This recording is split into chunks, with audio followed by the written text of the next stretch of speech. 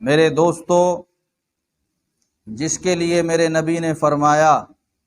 لو کان بعدی نبی لکان عمر او کما قال، اگر میرے بعد کوئی نبی ہوتا تو عمر ہوتا،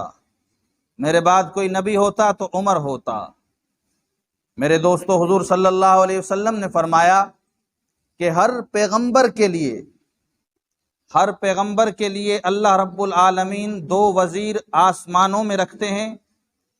اور دو وزیر زمین میں عطا کرتے ہیں۔ حضور نے فرمایا لِكُلِّ نَبِيٍّ وَزِيرَانِ مِنْ أَهْلِ السَّمَاءِ وَأَهْلِ الْأَرْضِ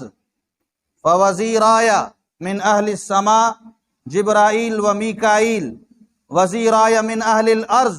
ابو بکر و عمر۔ میرے نبی نے فرمایا اللہ نے مجھے دو وزیر آسمانوں میں عطا کیے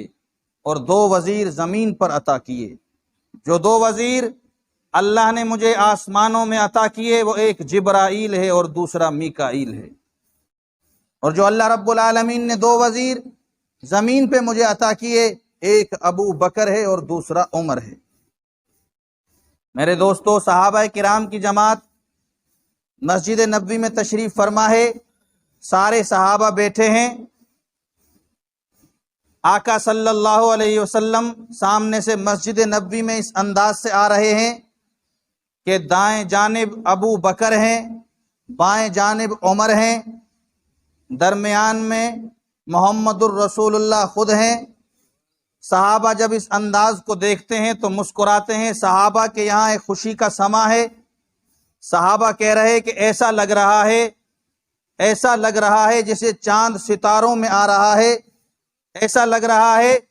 کہ استاد شاگردوں میں آ رہا ہے، یوں لگ رہا ہے جیسا سورج کرنوں میں آ رہا ہے،